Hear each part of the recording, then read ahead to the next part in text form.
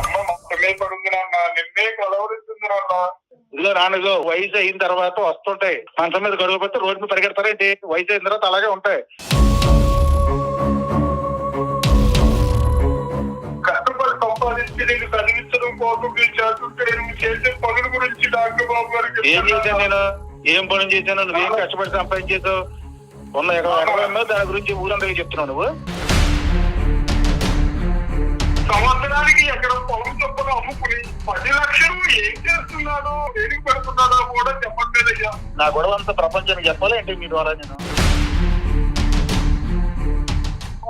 బట్టలు లేవు, ఇంటి నిండా మందు చేశాను.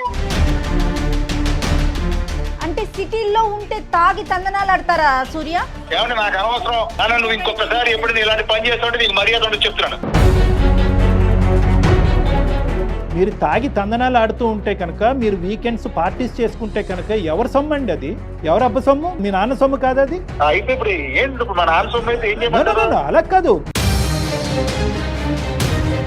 ఈ సమాజంలో ప్రేమ అన్నది ఇంకా చచ్చిపోలేదండి. మీ దగ్గర నుంచి వాళ్ళు అడుక్కుంటున్నారు. ప్రేమ ఎక్కువైపోతే వాళ్ళ ప్రేమతో చావమనండి. ఎవరికి కావాలి? అసలు నీకు ఫోన్ చేయొద్దని 100 సార్లు చెప్పాను నేను. ఆయన ఏమంటున్నాడు? నేను అంత ఖర్చు పెట్టాను, ఆయన చదివించాను అంటే తిరిగి ఇచ్చామన్నాడు. డబ్బు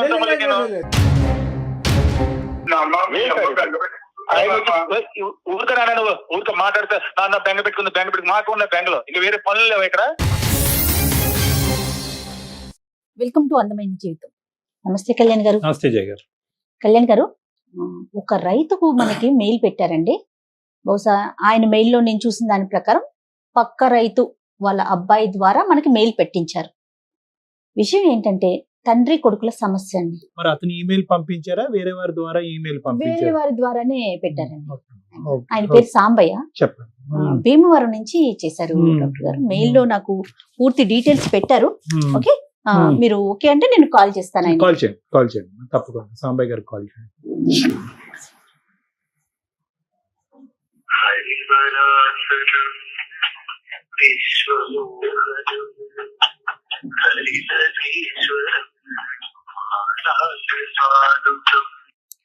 హలో, సాంబయ్య గారు అండి మాట్లాడేది?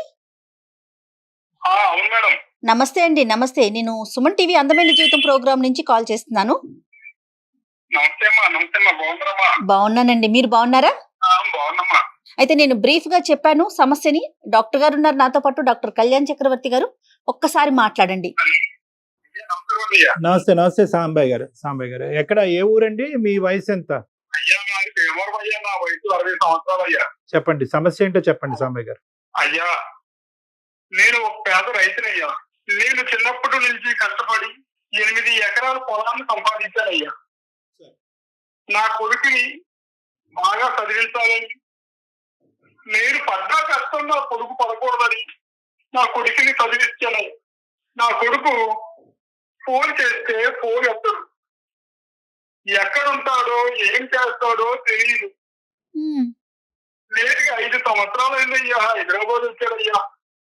హైదరాబాద్ 5 సంవత్సరాలకి ఎప్పుడో ఒకసారి ఫోన్ చేస్తాడు. మాకు పండుగ ఎప్పుడు వస్తుంది అంటే మా అబ్బాయి ఫోన్ చేసేప్పుడే మా పండుగ వస్తుందయ్యా. ఏం చేస్తున్నాడో, ఎలా ఉన్నాడో ఏమీ తెలియదు. ఏం చేస్తున్నామంటే ఏదో చదువుతున్నాను అన్నాడయ్యా. ఇంజనీరింగ్ ఏదో చదువుతున్నాడని చెప్పాడయ్యా. వారి కోసం వాళ్ళ అమ్మ దిగులు పెట్టుకొని మంతాన్ని పడిందయ్యా. మనసు ప్రశాంతత లేకుండా పోతుందయ్యా. ఈ వృద్ధాప్యంలో మాకు తోడుగా ఉండవలసిన నా కొడుకు చదువు అనుకుంటూ సిటీల్లో పట్టణాల్లో తిరుగుతున్నాడు. నేను ఇక్కడ ఉంటున్నానని చెప్పాడయ్యా. నా పక్క రైతుని నా పరిస్థితిని అర్థం చేసుకుని మీకు కలిపాడయ్యా. వాడు బాగు గురించి మీరు కష్టపడతా ఉంటే, ఆ అబ్బాయి బాగు గురించి మీరు కష్టపడతా ఉంటే కనుక అసలు మీరెవరో అన్నట్టుగా చూస్తూ మిమ్మల్ని వెలివేయటం అనేటటువంటిది, మిమ్మల్ని పట్టించుకోకపోవటం అన్నది, మీ ఫోన్లు ఎత్తకపోవటం చాలా బాధాకరం. 2-3 ప్రశ్నలు సాంబయ్య గారు. ఈరోజు ఆ అబ్బాయి మరి ఫీజులు, ఆ అబ్బాయి భోజనాలు, వసతికి ఇవన్నీ ఎవరు సహాయపడుతున్నారు? మీరేనా? అవునండి అయ్యా. మరి 8 ఎకరాల పొలం, సంవత్సరానికి ఎకరం పొలం చొప్పున అమ్ముకుని 10 లక్షలు పంపిస్తా ఉంటే 10 లక్షలు ఏం చేస్తున్నాడో, ఏం చేస్తున్నాడో, దేనికి పెడుతున్నాడో కూడా చెప్పట్లేదయ్యా. మేము ఊరికి ఇలా డబ్బులు పంపించేటటువంటి పరిస్థితిలో లేము అనేది మీరు చెప్పుకోలేకపోతున్నారా? మీ అబ్బాయికి ఎందుకు అంత భయపడుతున్నారు? మేము గారాభంగా పిల్లోడిని గారాభంగా పెంచామయ్యా. అయ్యుండొచ్చు. వాడు నా కొడుకుని మోసం చేస్తాడా? నా కొడుకుని మనం నమ్ముతాం కదయ్యా. అంటే మోసం చేయటం అనే దానికంటే ఏమన్నా వేరే అలవాట్లు, వేరే ఇన్ఫ్లుయెన్స్‌ల వల్ల పక్కదోవ పట్టాడేమో అనేది తెలుసుకోవటం కూడా మీ బాధ్యతే కదండీ! ఇప్పుడు డబ్బులు తండ్రిగా తండ్రిగా ఇప్పుడేంటంటే డబ్బులు ఇవ్వటం వరకే కాదు. ఆ డబ్బులు తెలిసి తెలియనటువంటి ఆ వయసులో ప్రపంచం అనేటటువంటిది సడెన్‌గా ఒకేసారి ఎక్కడో ఉన్నటువంటి అబ్బాయి ఈరోజు హైదరాబాద్ లాంటి ప్రపంచం చూసినప్పుడు ఎటువైపు ఇన్‌ఫ్లుయెన్స్ అవుతున్నాడు, ఎటువైపు కొట్టుకుపోతున్నాడు అన్నది ఆ డబ్బుల్ని విచ్చలవిడిగా ఖర్చు పెడుతున్నాడని తెలుసుకోవాలిగా మీరు. సార్ అతనే కాల్ నేను చేసి చదువుకోలేదయ్యా. కాదు నేను చదువుకోలేదు. వాడు ఏది చెప్తే అదే నమ్ముతాం అదే కదయ్యా. సాంబయ్య గారు. అదే. ఆయన కాల్ చేస్తాడండి. బాబు కాల్ చేసి డబ్బులు అడుగుతాడా సాంబయ్య గారు? డబ్బులు ఫోన్ చేసి డబ్బులు అడుగుతాడమ్మా. ఆ డబ్బులు కట్టాలి, ఫీజులు కట్టాలి అడుగుతాడమ్మా. సంవత్సరానికి 10 లక్షలు పంపిస్తున్నానమ్మా. తినకో అలాగా ఫస్ట్ నుండి పిల్లవాడు ప్రయోజకుడిని చేయాలి, 10 మంది లాగా నేను నా కొడుకు హాయిగా ఉండాలని కోరుకుతో 15 లక్షలు పెట్టుబడి పెడుతున్నానమ్మా. నేను ఒక రోజు వాడు ఇచ్చిన అడ్రస్ పట్టుకొని హైదరాబాద్ వెళ్ళాను తల్లి. ఆ ఆ హైదరాబాద్ వెళ్ళి ఆ అడ్రస్ తో నేను మా పక్కన వాళ్ళ అబ్బాయి వెళ్ళామమ్మా. ఆ. చూడలేకపోయిందమ్మా. ఆ పరిస్థితి ఓరాది ఘోరంగా ఉందమ్మా. ఒంటి మీద బట్టలు లేవు, ఇంటి నిండా మందు చేశాను. ఆ రూమ్ నిండా మందు బాటిల్ ఉన్నాయి సార్. ఒంటి మీద గుడ్డలు లేకుండా అయ్యో రామ. కనీసం గుహ లేకుండా పడుకొని ఉన్నాడండి అయ్యా. రాత్రి వాడు కనీసం తలుపు కూడా కనిపెట్టుకోకుండా పడుకున్నాడయ్యా. చచ్చిపోయాడేమో అని భయం వేసిందయ్యా. ఈ పిచ్చది వాడి మీద బెంగ పెట్టుకుని మంచాలు పడుందయ్యా. ఈ పరిస్థితి వాడు తెలిసి ఏమవుతుందో టెన్షన్ గా ఉంది, భయం వేస్తుందయ్యా. ఈ పరిస్థితి నా పక్కనైపు ఊర్లో చెప్పేస్తే భయపడి వాడి కార్లు వేళ్ళు పెట్టుకుని బెట్టుకున్నాడయ్యా. వాడు తెచ్చిన డబ్బులు ఏమో ఇలా జలసాలకి ఖర్చు పెట్టి ఇలా అయిపోయాయ్యా. ఏది పద్ధతులు అయ్యా, ఏది చదువులు అయ్యాయి. ఏంటిది ఈ పరిస్థితి ఏంటి, ఈ వాలకం ఏంటి అని నిలదీస్తే కనుక దానికి సమాధానం ఏం చెప్పాడండి మీ అబ్బాయి? అప్పటికైనా అడుగుంటారుగా మీరు అదంతా చూసిన తర్వాత. పట్టణాల్లో ఎలానే ఉంటాయి, మీరు పల్లెటూరు వాళ్ళు మీకు ఏం తెలుస్తాయని ప్రశ్నిస్తున్నాడు. మీకే క్లాస్ లేకపోతే బెదిరిస్తున్నాడు. చచ్చిపోతానని బెదిరిస్తున్నాడు అయ్యా. వాడు కానీ ఒక కొడుకు, వాడికి ఏమైనా అయితే మేము తట్టుకోలేమయ్యా. ఆ ముసలిది వాడి కోసమే తట్టించిపోతుందయ్యా. అతనితో ఏమన్నా మాట్లాడొచ్చా సాంబయ్య గారు? మేము అవకాశం ఉందా? ఉందమ్మా. మీ పక్కన ఎవరైనా ఉంటే బాబుతో మాట్లాడించే ప్రయత్నం చేస్తారా? మా వంతుగా ఒక్కసారి డాక్టర్ గారు మాట్లాడతారు. అలాగేనమ్మా, అలాగేనయ్యా. ఒకసారి కలుపు. బాబు ఒకసారి రామ్మా. మా అబ్బాయి గారి ఫోన్ పెట్టనమ్మా. ఒకసారి రామ్మా. ఇస్తున్నానమ్మా. మాటలు రావట్లేదమ్మా. కళ్ళలో నీళ్ళు వచ్చేసింది కళ్యాణ్ గారు. మీరు మాట్లాడే వ్యక్తి మీ కాల్ ని హోల్డ్ లో పెట్టారు. దయచేసి లైన్ లో వేచి ఉండండి. హలో. సరే నాన్న, డాక్టర్ గారు లైన్ లో ఉన్నారు, ఒకసారి ఫోన్ మాట్లాడమ్మా. డాక్టర్ గారు. సారీ నాన్న, నా పేరు డాక్టర్ కళ్యాణ్ చక్రవర్తి. నేను హైదరాబాద్ నుంచి మాట్లాడుతున్నా, సుమన్ టీవీ తరపున. సార్ చెప్పండి సార్. మీ పేరు నాన్న? సూర్య అండి. సూర్య. ఏం లేదు, నాన్నగారు చాలా బాధపడుతూ అతను అసలు మాటలే లేకుండా, అంటే విపరీతమైనటువంటి బాగుంది. సూర్య మీరెందుకు వెళ్ళారు అక్కడికి? లేదు లేదు సూర్య, అంటే మేమే కాల్ చేసాం నాన్నగారికి. ఏమండి, దేనికోసం? అంటే ఒక చిన్న ఇష్యూ గురించి, అంటే వేరే రకంగా భావించి మాకండి. పెద్ద ఆయన చాలా బాధపడుతున్నారు. లైన్ లో కూడా ఉన్నారు కదా. తెలుసు మేడం, ఆయన పెద్ద ఆయన తెలుసు మేడం. ఇష్యూ ఏంటి చెప్పండి. మీరు ఎందుకు వెళ్ళారు? మేము వెళ్ళటం కాదండి, మేమే కాల్ చేసాం. మన షో నుంచి అందమైన జీవితం అనే ఒక ప్రోగ్రామ్ నుంచి నాన్నగారికి కాల్ చేసామండి. మీరు చేశారా? మేమే కాల్ చేసాం. నాన్నగారు అక్కడే ఊర్లోనే ఉన్నారు. ఒకసారి మీతో మాట్లాడదాము అని చెప్పి కాల్ చేసాము. దేని గురించి అండి? సూర్య, నాన్నగారు ఏమంటున్నారంటే అతను చాలా కష్టపడి ఒక నమ్మకంతో అల్లారు ముద్దుగా పెంచుకున్నటువంటి కొడుకు స్థిరపడాలి, మంచి మంచి దారిలో నడవాలి అని చెప్పి అతనికి ఉన్నటువంటి ఎకరం భూమి అమ్ముకుని డబ్బులు పంపించి మిమ్మల్ని చదవటానికి ప్రయత్నం చేస్తుంటే మీరేంటంటే ఆ ఇంటి వైపు చూడకుండా ఇల్లు గురించి పట్టించుకోకుండా వేరే అలవాట్లలో లేనివయ్యి పక్కదోవ పట్టి చదువుని నెగ్లెక్ట్ చేశారన్నది నాన్నగారి ఆలోచన.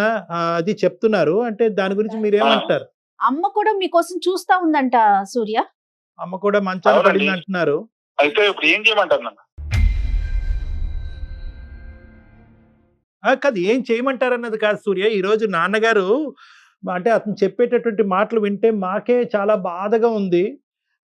అంటే నాన్నగారు అబద్ధాలు ఆడుతున్నారో లేదంటే వాస్తవాలకి దూరంగా మాట్లాడుతున్నారని అయితే మాకైతే అనిపించట్లేదు. చెప్పండి సూర్య, మీ వర్జన్ ఒకసారి చెప్పండి సూర్య. కష్టపడి సంపాదించి నిన్ను చదివించడం కోసం మీరు చేస్తుంటే నువ్వు చేసే పనుల గురించి డాక్టర్ బాబు గారికి ఏం చేశాను నేను? ఏం పనులు చేశాను? నువ్వేం కష్టపడి సంపాదించేసావు? ఉన్న ఎకరం దాని గురించి ఊరందరికీ చెప్తున్నావు నువ్వు. అర్థం చేసుకోవాలి. పని లేదు వాడికి. వాళ్ళు ఊరు విషయాలే కావాలి వాడికి. వాళ్ళ కొంపల పనులు వాళ్ళు చూసుకోమని ప్రతి దానికి ఆడి చెప్పాడు ఫోన్ చేసి కళ్ళ ముందు కొడుకు అలా అయిపోతుంటే ఏమైపోయానయ్యా బాబు? నేను ఇప్పుడు ఏమైపోయాను? నా కొడుకు అయిపోయాడు అన్నాను. నేనేమైపోయాను అనుకుంటున్నాను? నువ్వు చెప్పు. తాగుడు లేదు నాన్న. తాగుడు ఏంటి? ఏం చేయమంటావు ఇప్పుడు? నేను ఎక్కడున్నాను? విలేజ్ లో ఉన్నాను. నేను ఎక్కడున్నాను తెలుసు కదా నీకు. సిటీలో ఉన్నాను. ఈ సర్కిల్ ఎదగాలంటే బోల్డ్ ఉంటాయి. ఇవన్నీ నీకు చెప్పాలా? 100 ఎకరం సంపాదించి నా కోసం ఉంచే ఉన్నట్టుగా చెప్తున్నావు. అదేంటి నాన్న, నేను కష్టపడింది నీకోసమే కదా నాన్న. కష్టపడ్డావంటే ఎవరి కోసం కష్టపడి కన్నావు కదా నన్ను.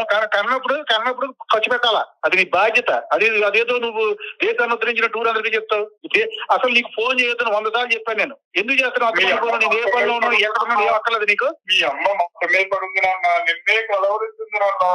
ఇదిగో నాన్నగో, వయసు అయిన తర్వాత వస్తుంటాయి. మంచం మీద గడువు పెడితే రోడ్డు మీద పరిగెడతారేంటి? వయసు అయిన తర్వాత అలాగే ఉంటాయి. తల్లిదండ్రులతో మీరు అంత ర్యాష్ గా మాట్లాడటం, మీరు మాట్లాడే పద్ధతి వింటుంటేనే చాలా బాధ అనిపిస్తోంది సూర్య. లేదు మేడం, మీకు తెలియదు. ఆయనతో మీరు పడితే తెలుసు బాధ. ఏం బాధలు పెట్టారు మిమ్మల్ని వారు? ఒక కొడుకు గురించి ఒక తండ్రి పడేటటువంటి వేదనని మీకు హెరాస్మెంట్ గా, టార్చర్ గా అనిపిస్తుందా సూర్య? అంటే అతను మీ బాగు గురించి ఆలోచిస్తున్నాడు, అతని గురించి ఆలోచించట్లేదు. వాళ్ళ తల్లి మీ తల్లి గారి గురించి ఆలోచించట్లేదు.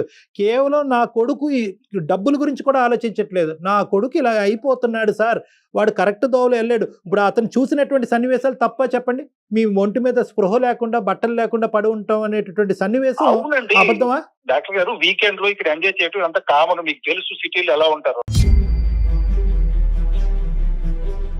సూర్య, ఇక్కడ మీరు ఓన్లీ వాదన గురించి కేవలం రెబెలియన్ గా మాట్లాడాలి. మా నాన్న నన్ను సంప్రదించకుండా బయట వాళ్ళకి మాకు చెప్పారు అనేటటువంటి ఉద్దేశంతో ఏం జరిగిపోయిందని సార్ మీతో మాట్లాడించడానికి? అలా కదండి. ఇప్పుడు గొడవ పడాలనేటటువంటి ఉద్దేశం, మీతో గొడవ పెట్టుకోవాలనేటటువంటి ఉద్దేశం మాకు కూడా లేదు. ఈరోజు మేము మీతో మాట్లాడవలసినటువంటి అవసరం ఎందుకు వచ్చింది అంటే కనుక కేవలం ఆ పెద్దవాళ్ళు వాళ్ళు పడేటటువంటి బాధను మాకు చెప్పుకున్నారు కాబట్టి వాళ్ళు పడేటటువంటి బాధను తీర్చడం గురించి మిమ్మల్ని ఒక ప్రశ్న అడుగుతున్నాం. ఒక చదువుకున్న వ్యక్తిగా, సిటీలో ఉంటున్న ఒక వ్యక్తిగా మీరు అర్థం చేసుకుంటారని మిమ్మల్ని లైన్ కలపమన్నామండి. అది కూడాను. సరే మేడం, చెప్పండి మీరు ఏం చెప్తారు. అది కాదు సూర్య, బేసికలీ ఇక్కడ ఏంటంటే మీరు చదువుకున్న వాళ్ళు, మేము ప్రొఫెషనల్స్. ఈరోజు ఒక సానుకూలమైనటువంటి వాతావరణంలో మీ ఫాదర్ పడేటటువంటి బాధని అతనికి ఒక మీనింగ్ చెప్దాం. అతనికి ఒక ఎక్స్ప్లెనేషన్ అడుగుతున్నారు. మీ ఫాదర్ ఒక ఎక్స్ప్లెనేషన్ అడుగుతున్నారు. నా కొడుకు చెడిపోతున్నాడా, రైట్ పద్ధతిలో వెళ్తున్నాడా, తాగి అలవాట్లకి బానిస అయ్యాడా, లేదంటే ఆ దోవలో వెళ్ళట్లేదా, ఒక క్లారిటీ ఇవ్వండి. మీ పేరెంట్స్కి ఫోన్ చేస్తేనే మీరు నాకు ఎందుకు ఫోన్ చేశారు, మీరు ఫోన్ చేయటమే తప్పు, నేను ఫోన్ చేయను, మీరు నాకు ఫోన్ చేయొద్దు అనేటటువంటి యుద్ధ వాతావరణాన్ని క్రియేట్ చేయకుండా వాళ్ళు ఒక కన్ఫ్యూజన్లో ఉన్నారు, ఒక బాధలో ఉన్నారు.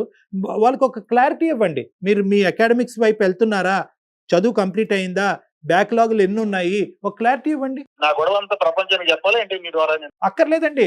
మీ నాన్నగారికి మీరు చెప్పండి. మీ నాన్నగారికి మీరు చెప్పండి.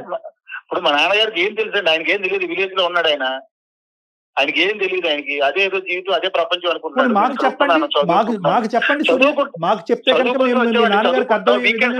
తప్పండి. వీకెండ్స్ లో ఎంజాయ్ చేస్తాం, ఫ్రెండ్స్ వస్తారు, అవన్నీ తప్పంటే ఎట్లా? పెట్టకుండా ఎవడో చెప్పాడు వచ్చేసి నేను అలా ఉన్నాను ఇలా ఉన్నా, ఎవడొచ్చి చూడమన్నాడు ఇన్ని? ఊరికే మాట్లాడితే నాన్న బెంగ పెట్టుకుంది మాకు ఉన్న బెంగలో ఇంకా వేరే పనులు లేవు ఇక్కడ. వస్తాం, కుదిరినప్పుడు వస్తాం, చూస్తాం. ఒక రోజు మ్యాటర్ ఇది. ప్రతిదానికి 5 సంవత్సరాలకి కనీసం 5 సార్లు వచ్చావానన్నా, 2 సార్లు వచ్చావు. రాత్రులు వస్తావు, పగలు వెళ్ళిపోతావు. మీ అసలు ఏం అమ్మ చేయమంటావు? అక్కడే ఉండమంటావు ఏంటి? ఉంటుంది నాన్న. మీరు తాగి తందనాలు ఆడుతూ ఉంటే కనుక, మీరు వీకెండ్స్ పార్టీస్ చేసుకుంటే కనుక ఎవరి సొమ్ము అండి అది? ఎవరు అబ్బ సొమ్ము? మీ నాన్న సొమ్ము కాదు అది. అయితే ఇప్పుడు ఏంటి ఇప్పుడు మా నాన్న సొమ్ము అయితే ఏం No, no, no, చేయమంటావు? no, అలా కాదు. మీరు మీరేదో ఉద్యోగాలు చేసి మీరు కష్టపడి మీరు సంపాదించుకున్నటువంటి దాంతో తాగండి, తందనాలు చేయండి, ఏమన్నా చేసుకోండి, అది వేరే విషయం. అవు. మీరు అక్కడి నుంచి సోర్స్ ఆఫ్ ఇన్కమ్ అక్కడి నుంచి లాక్కుంటూ ఈ రోజు నువ్వెవడు, నువ్వు అడగటానికి ఏంటి, నీకు ఫోన్ చేయడానికి ఏం హక్కు ఉంది, నేను ఎప్పుడు కావాలంటే అప్పుడు వస్తాను అనేటటువంటి దాంట్లో ఏమైనా అర్థం ఉందండి? వాళ్ళు పల్లెటూరు వాటమే అయ్యి ఉండొచ్చు, రైతు అయ్యి ఉండొచ్చు, తెలియనితనం అయ్యి ఉండొచ్చు, అంతేగాని కొడుకు గురించి, కొడుకు మంచి చెడ్ల గురించి తెలుసుకోవడానికి హక్కు లేదు వాళ్ళకి. మీరు అడిగారు బాగానే ఉంది. ఇప్పుడు నేను ఏం తప్పు చేసేసానో నేను అంత ఫీల్ అయిపోతాను, నాకేం అర్థం కావట్లా. 5 సంవత్సరాల వరకు తల్లిదండ్రులు చూడలేనన్ని పనులు ఉంటాయండి సిటీలో ఉన్న వారికి. వెళ్ళానండి బాబు, నేను 2 సార్లు వెళ్ళాను. 2 సార్లా? మీరు ఇప్పుడంటే మీరు ఫోన్ చేశారు, ఏదో కంపెనీ మునిగిపోయినట్టు ఫోన్ చేయటం, నేను పరిగెట్టుకు వెళ్తాం, అక్కడికి వెళ్ళేటప్పటికి ఇద్దరు మొహాలు ఇలా పెద్ద చేసేసుకుని ఏం చేయమంటారు అక్కడికి? అక్కడే కొంపలు మునగక్కర్లేదండి. మీరు అక్కడ కొంపలు, తల్లిదండ్రులు చూడటానికి అక్కడ కొంపలు మునిగితేనే మీరు వెళ్ళక్కర్లేదు. మీరేం అమెరికాలో లేదు, ఆఫ్రికాలో లేరు, ఏదో దేశంలో లేరు, మీరు హైదరాబాద్ లో ఉన్నారు, వాళ్ళు పల్లెటూరులో ఉన్నారు. కేవలం తల్లిదండ్రులని చూడాలి, వాళ్ళ పరిస్థితులు ఎలా ఉన్నాయి అనేటటువంటి తెలుసుకోవాలి అనేటటువంటి తపన మీ లోపల ఉండాలండి. వాళ్ళు అడుక్కుంటేనో అడిగితేనో మీరు వెళ్ళి చూడవలసిన అవసరం లేదు. ఎక్కడికి వెళ్ళిపోతారండి? అక్కడే పుట్టారు, అక్కడే పెరిగారు, దానికి మళ్ళీ నేను వెళ్ళి చెప్పేసేది నాకు చెప్పండి. నువ్వు అలా అనొద్దునమ్మా. నువ్వు వచ్చి మీ పక్కన మంచం వేసి కూర్చోమంటావు ఏంటి? నాకు అర్థం కాదు. లేదు, ఒకటి సూర్య, మీకు అర్థం కానటువంటి కాన్సెప్ట్ ఏంటంటే కనుక, ఏ కౌన్సిలింగ్ ద్వారా కూడా ఒక తల్లిదండ్రులు కొడుకు మధ్యన ఉండేటటువంటి ప్రేమని పుట్టించలేమండి. అది మనసులోంచి రావాలి. మీ నాన్నగారు అడిగేటటువంటిది ఏంటంటే 2 అంశాలు. మమ్మల్ని చూసుకో, మా దగ్గరికి రా, మాతో మాట్లాడు అనేటటువంటి ఒక అంశము. రెండోది ఏంటంటే, మేము పెట్టుబడి పెట్టి మేము ఖర్చు పెట్టేటటువంటి డబ్బులు వల్ల మా అబ్బాయి బాగుపడాలి కానీ చెడిపోకూడదు డాక్టర్ గారు అనేటటువంటి 2 అంశాల గురించి అతను మీతో మాట్లాడారు. ఆయన చెప్పే దాంట్లో మీరు ఒక పాయింట్ ఆఫ్ వ్యూలోనే చూస్తున్నారు. మీరు ఆయన ఏమంటున్నాడు, నేను అంత ఖర్చు పెట్టాను, ఆయన చదివించాను అంటే తిరిగి ఇచ్చామన్నాడు.